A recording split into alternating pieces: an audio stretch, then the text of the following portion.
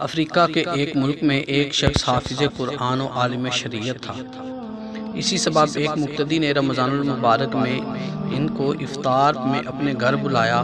عالم جی نے دعوت قبول کی اور افطار کے وقت اس مقتدی کے گھر پہنچے اور وہاں ان کا بہت شاندار استقبال کیا گیا۔ افطار کے بعد عالم دین نے میزبان کے حق میں دعا کی اور واپس چلے گئے۔ مقتدی کی زوجہ نے عالم کے جانے کے بعد مہمان خانہ کی صفائی ستھرائی کی تو اسے یاد آیا کہ اس نے کچھ رقم مہمان خانہ میں رکھی تھی، لیکن بہت تلاش کے باوجود وہ رقم اس عورت کو نہیں ملی، اور اس نے اپنے شوہر سے پوچھا کہ کیا تم نے وہ رقم لی ہے؟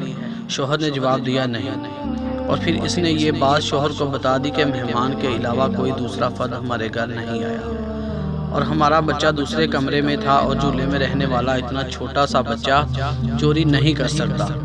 بالآخر دونوں نے اس نتیجے پر پہنچے کہ رقم مہمان نے چوری کی ہے، اور یہ سوچتے ہوئے میزبان کے غم و غصہ کی انتہا نہ رہی کہ ایسا کیسے ہو سکتا ہے کہ ہم نے اتنے عزت و احترام کے ساتھ اپنے گھر بلایا اور انہوں نے یہ غلط کام کیا۔ اس شخص کو قوم کے لیے نمونہ عمل ہونا چاہیے تھا، نہ کہ چور ڈکیٹ۔ غم و غصہ کے باوجود اس شخص نے حیا کے مارے اس بات کو چھپا لیا، لیکن درعین حال عالم دین سے دور دور رہنے لگا تاکہ سلام دعا نہ کرنی پڑے۔ اسی طرح سال گزر گیا اور پھر رمضان المبارک آیا اور لوگ پھر اسی خاص محبت اور جوش و خروش کے ساتھ عالم دین کو اپنے گھروں میں افطار کے لیے بلانے لگے۔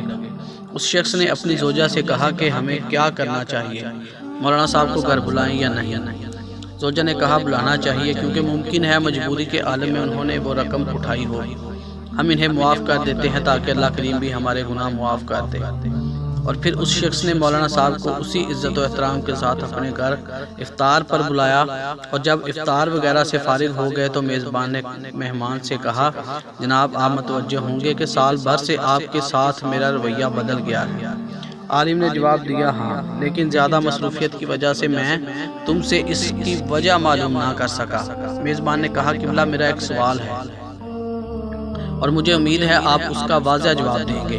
پچھلے سال رمضان المبارک میں میری زوجہ نے مہمان خانہ میں کچھ رقم رکھی تھی اور پھر وہ رقم اٹھانا بھول گئی، اور آپ کے جانے کے بعد ڈھونڈنے کے باوجود وہ رقم ہمیں نہیں ملی۔ کیا رقم آپ نے لی تھی؟ عالم دین نے کہا ہاں میں نے لی تھی۔ میزبان حیران و پریشان ہو گیا اور عالم نے اپنی بات جاری رکھتے ہوئے کہا، جب میں مہمان خانہ سے جانے لگا تو میں نے دیکھا کہ کاؤنٹر پر پیسے رکھے ہوئے ہیں، چونکہ تیز ہوا چل رہی تھی اور نوٹ ہوا سے ادھر ادھر اڑ رہے تھے، لہٰذا میں نے وہ نوٹ جمع کیے اور میں وہ رقم فرش کے نیچے یا کہیں اور نہیں رکھ سکا کہ ایسا نہ ہو تم وہ رقم نہ ڈھونڈ سکو اور پریشان ہو جاؤ۔ اس کے بعد عالم نے زور سے اپنا سر ہلایا اور اونچی آواز میں رونا شروع کر دیا، اور پھر میزبان کو مخاطب کر کے کہا، میں اس لیے نہیں رو رہا کہ تم نے مجھے یہ چوری کا الزام لگایا، اگرچہ یہ بہت دردناک ہے، لیکن میں اس لیے گریہ کر رہا ہوں کہ 365 دن گزر گئے اور تم سے کسی نے قرآن کریم کا ایک صفحہ بھی نہیں پڑھا، اور اگر تم قرآن کو ایک بار کھول کر دیکھ لیتے تو تمہیں رقم قرآن میں رکھی مل جاتی۔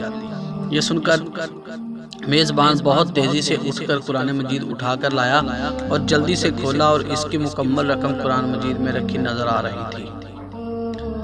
یہ حال ہے آج ہم مسلمانوں کا کہ سال بھر میں بھی قرآن نہیں کھولتے اور اپنے آپ کو حقیقی اور سچا مسلمان سمجھتے ہیں۔ خیالات بدلیں، معاشرہ بدلے۔